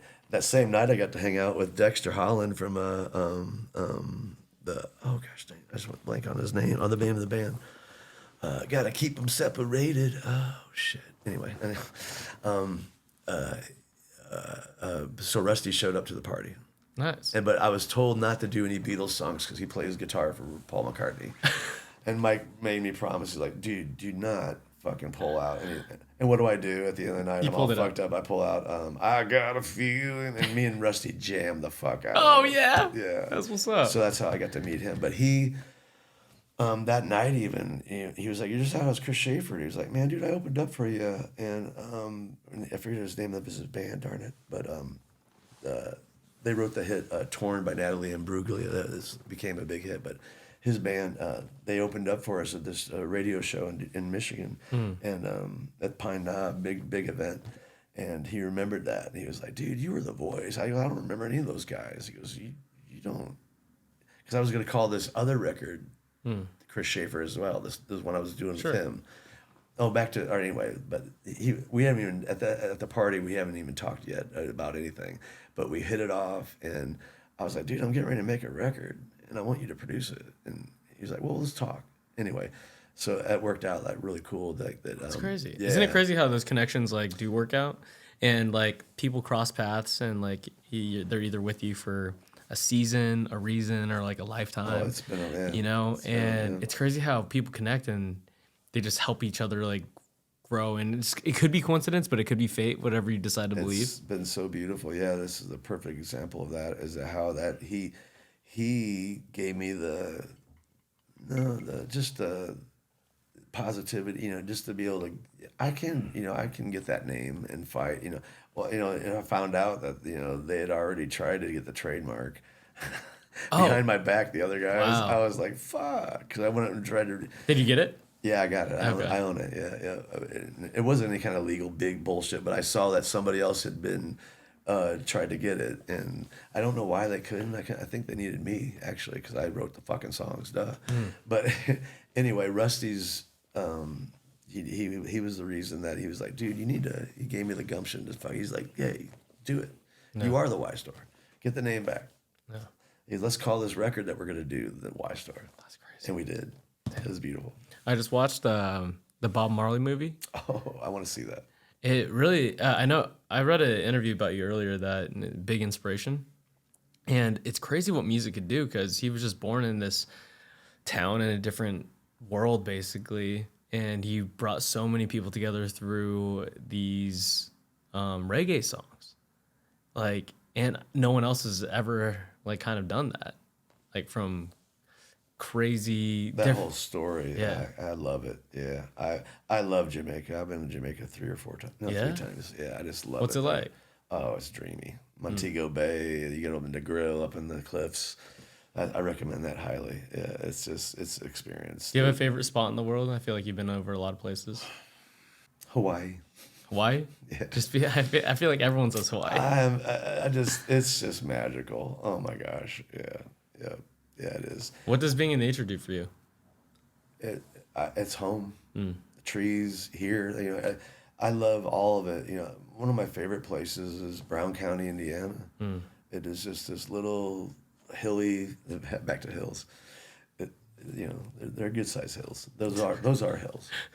Salt mountains. I think the fucking thing I just climbed, the wisdom tree. I love it. That's a mountain. No, that hill is, No, but the Bloomington, the Brown County hills are just it's a beautiful nature place. I've probably written 15 songs there. Yeah. Down in the creeks, and you backpack a guitar down, and just nature Backpack everywhere. a guitar down. Oh, it's so cool. Yeah. That sounds very movie-esque. Yeah, I saw this thing on Instagram the other day, and this lady said, "Love is my religion, and nature, or Mother Nature, is my church."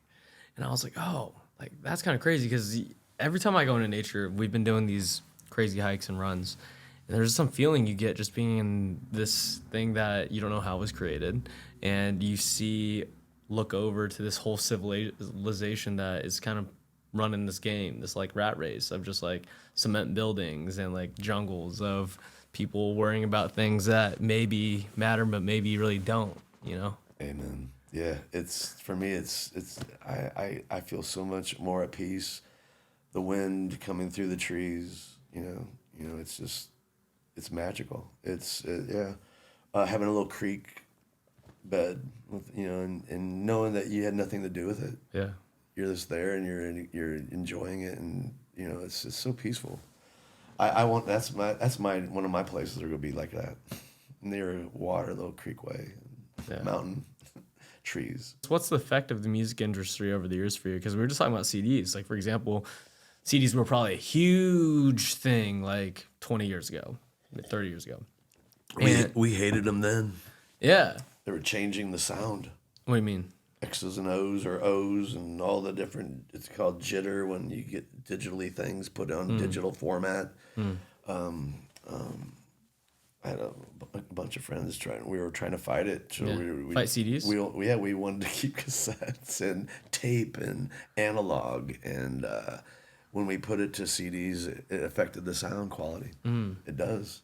And now we have WAV files and all the different file formats and MP3s and my mastering engineer Andy Van Dett that I just worked with. Joe Gassworth was my good buddy. So do you like it?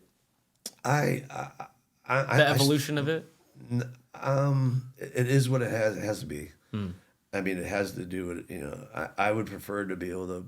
If everyone could just put it on a record, that's the beauty of vinyl right now is that it's coming back. But vinyl's coming back. Everyone's getting into vinyl again. But I just found this out. Some of the vinyl things that we're listening to are not really real fucking vinyl. It's being. I figure there's a process that my mastering engineer is Andy Van Dett mastering, is one of the final people that actually does you cut the sound into this disc thing. And that's real vinyl. Sure. But now at Master Disc or whatever they're doing, I'm not going to try to dog any company or disc makers or whatever, but it's not real vinyl. We're being sold basically a digital copy. Basically, listen to a CD. Just looks like vinyl. Yeah. On this whatever this fucking piece of format is. And me and Story were just looking it up last night because she was like, "What?" I was like, "It's not a conspiracy. This is fucking for real." Because the problem is you got to pay Andy.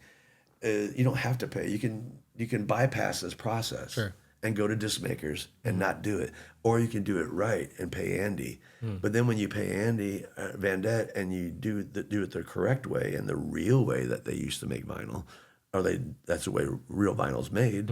The process then you have to pay the extra $2,500 or whatever it is, but you can bypass that with disc maker, with the company, but it's not real because Andy will tell you that's not fucking vinyl. That's not how it's made. But here we are, all I don't want to be like the person that downplays that because when you put the fucking needle on the thing and you hear, it sounds like vinyl. Yeah. So we're talking about audiophiles where we're really listening for the, back to what I was saying, or your question. I hated the fact that we went from tape to CD. digital. Yeah. Because it sounds brighter, not as warm. But in the grand scheme of fucking things, no one gives a fuck. I mean, like The consumer. for some, true. yeah, for someone But who, some of us do. yeah, for some people who, I guess, I like to use this analogy. Like, I really didn't like baseball growing up, right? And a lot of my friends throughout high school played baseball.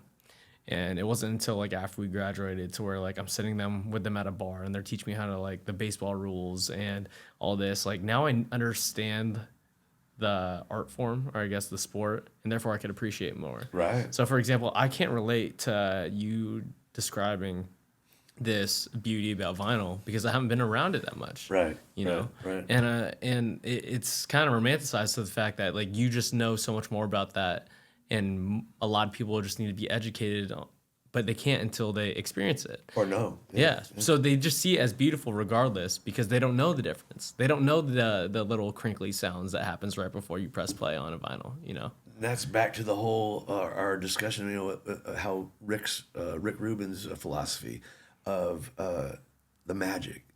Once you create that fucking magic and you capture that lightning in a bottle and a glass, you have that.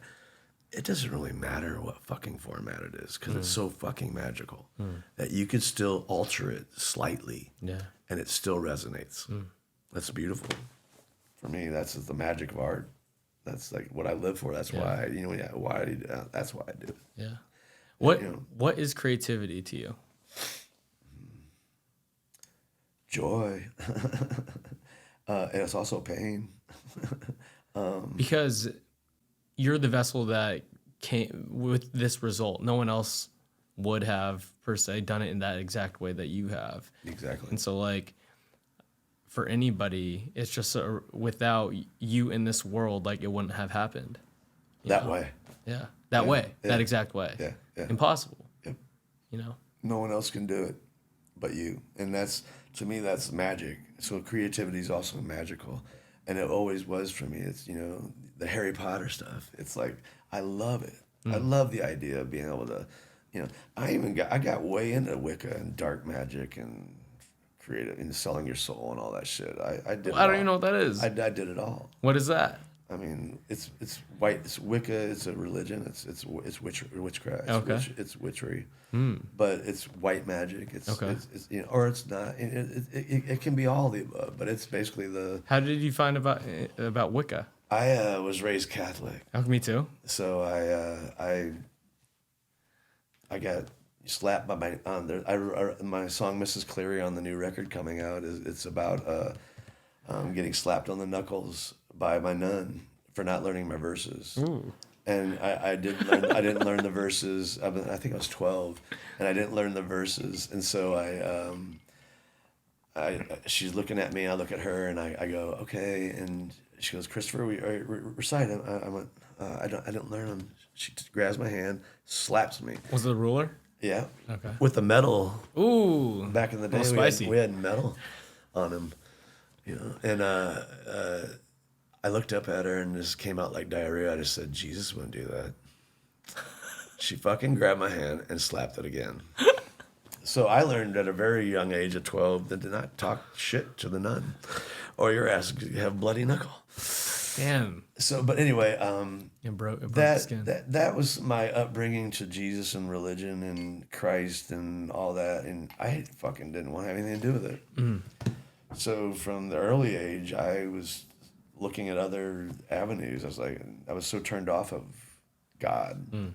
I was like, no. So I looked at every different way to find it, and the Quran, Muslim, Buddhism. I dabbled in all of them. And you're like, which is the one? And I actually it had more to do with a beautiful coven girl leader that was. It's always about a girl. A fucking hot fucking witch. Oh, I love that. Did she put her spell on you? Oh, come on, and then some. Yes, yeah. And so and it works for a minute. What did you use it on? Oh man, Yeah, you can make fire dance. You could do. I mean, this is fucking for real. That shit's real. You can make fire dance. What do you mean by that? Well, you get on enough, substances and things, and move up the levels. Yeah. There's something beautiful about being around a fire.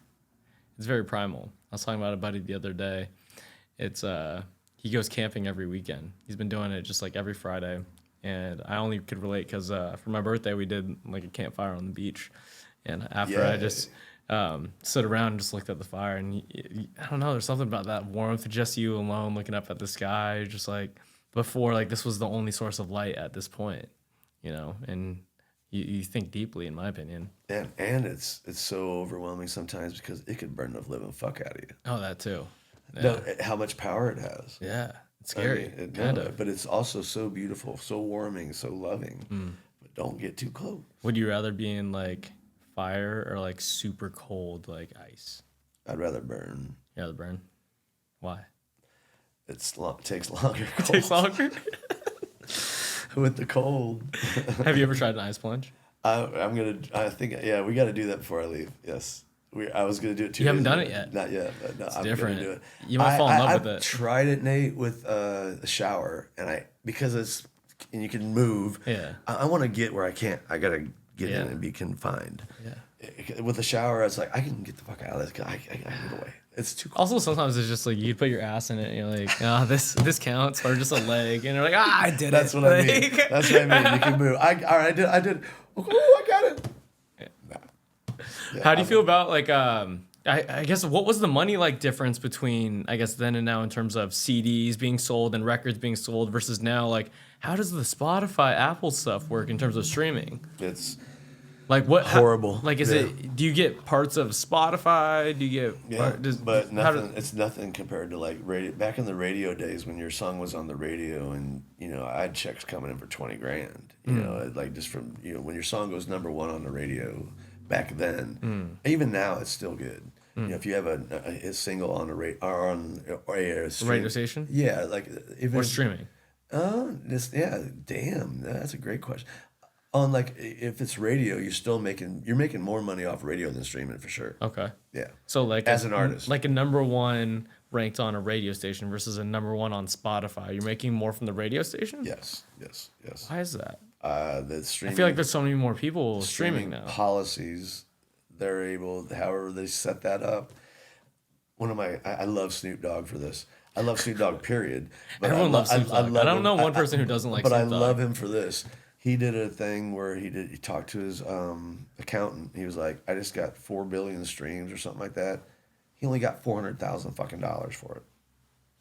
And I don't know how much that there's a little clip or a meme of him talking about this, and it's so brilliant. Thank you, Snoop, for doing this. And even Taylor Swift, she's fighting. Sheryl Crow, she's fighting for as artists to try to figure out how this can happen. How can you have 4 billion fucking streams and only get $400,000? How much is it supposed to be? I mean.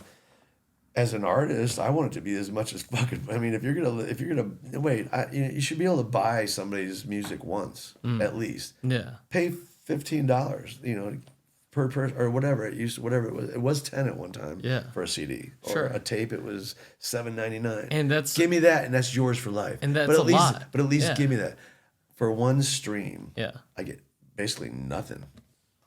Few cents. Not even a few cents for just one stream. Yeah. You got to get cents. You got to get like 1,000 or I haven't done the math yet really, but I know it's more. One stream does not get you anything. Yeah. So like for this album that you're about to put out. So that's just kind of the perspective. It's like, okay, I don't mind selling it and giving it away for everyone, but you got to fucking pay at least the initiation. Price. Yeah, get in. So how does that happen? Well, I think Apple tried to do that. Apple iTunes tried to do that with you got to pay your monthly prescription, but that's just for the prescription for them. That's not for all my albums. Yeah, they should have to pay, or consumers should have to pay a certain percent. Like if you want a Y store, you got to pay them for the Y. Yeah. It's just, it's just, if I sell a painting. Pay for it, and then fucking it's yours. I guess why do you think that artists have allowed this to happen? We haven't. It just happened. What was it called? It was the first streaming service that came out, and Metallica tried to fight it. I forget that, but it was they took our music and just put it out on the internet. I forget which company it was, but anyway, it was beginning of all this, and we tried to fight it, or Metallica tried to fight it, and they got like, everybody's like, oh, you're being a whiny rock star, worry about your money, and this is not fair. We're being robbed. Yeah, I guess Joe Bonamassa is a great blues player, and great. I got to open it for him a couple times. He just did this very similar thing to Snoop Dogg, and he's talking out. He's able to do that because I'm not afraid myself. But if you talk about it, it's like makes it real. But why have we let it happen? We didn't. It just happened, and we're catching up, trying to fight it. It just it just happened. Because it's not even close with like merch or like record sales or CD sales. See, that's the beautiful thing about merch is that we control that. You know. Now wait, I just had some company from China selling these Y Store T-shirts, and I tried to put a cease and desist on them, and I can't even figure out where they are. That's crazy, right? So people are just selling your shit. They tried. I was able to block it from the sites and stuff, but if you go outside of my world, you can get it. Yeah, bootleg. But people have been bootlegging shit since the 70s. It's like just making money off of other people's but not to this level. Yeah. There's a guy on the street making a fake couple 20 T-shirts and it's the whole Laker hats of like. Yes. I guess you can't really fix that, right? Like, there's no way you could stop anyone from doing and that. Back to the whole why do we question stuff and why is it this and all that. Yeah. Right. Man, I got so consumed with that, Nate. I was like, I'm gonna stop this fucking shit. Oh, dude, no, I had to let it go. I'm like, no, I can delete it from my world and just forget about it. But and we control what we control. I sell what I sell at my shows. They're coming to me. Yeah. Do you chase that feeling of the lack of water at all? Because there's a lot of artists, for example, I don't know, Ed Sheeran talked about it a little bit, where they were like, oh yeah, A-Team is it, and this is gonna be, and you might never hit that again. Yeah. Or what's her name? Elizabeth Gilbert. She wrote Eat, Pray, Love, and she's like, how am I gonna beat that shit? Right. But you have so much life left, and do you experience that feeling of, oh, fuck, like I want to get back there? Or is it just like, I want to experience this art form and I want to continue doing it for like a long time, I chased that for a minute, and because the label pressures you to do that, they want another single, another single. But I was able at a younger age, probably 2000, probably 20 years ago or so, that I was able to like go, hey, if that happens again, yay! I'm gonna do everything I can to make that happen. Which is just to put out my art. Yeah. But I want to get here first, put out the art, and then when that happens again, it will. It may not be in my lifetime, but for Story and for my Avery, for my daughters, they'll get to have that, because I believe when you make at 55, I'm 57 now. At 55, I decided I got not to chase lack of water, but I got to make another record. And I started doing it, and I just finished it now. It took me 2 years because I've been touring and playing and trying to make it right and do everything right. It's just taking me a minute. But I've let it simmer, and I've let it happen, and I can't wait for this music. The beauty of this record is that I don't care what it ever does. It's done. Yeah. I completed it. It's finished. Yeah. And I followed it through. And it's a great feeling to know that it's the first one I've self-financed. Out of all my records, it's the one I've done it all. And it's, You must have learned so much about the process because you did all of it. Yeah. It's been a life, like I said, at 50, I either had to go out with a real big bang and just have fun and fuck it all, drug it all up, or make this record. And I decided to make this record. What are you most excited for right now? Right here, right now, living. It's so beautiful. To be here in LA with you and my daughter and her partner. It's just, this is life. Love that. This is life. Cool. I think we'll end it there, Chris. Thanks for coming on, brother. Thank you so Where can much. everyone find you? TheYStore.com, YStore Facebook, YStore at TikTok. Ooh, he's got a TikTok. That's He's relevant, guys. I gotta give a shout out to Megan Abshire. Megan Abshire got me, helped me. She's like, what do you know? She's like, she found it. I go, nail it, get it. Yeah. The name, because I don't have the YStore Instagram net per se. I have like the YStore / Instagram one, but and I was kind of bummed about that. But I do have Facebook and and the website. But You gotta figure out how to steal the Wi-Fi. but I got TikTok. Oh, let's go for the kids. Can't wait. No, I'm gonna start. Like I said, for this record, Story's gonna show me. What's it called again? It's called Mothership. Mothership, and they could find it on all streaming platforms. It'll be out streaming platforms probably in June or July. Yeah. Midsummer.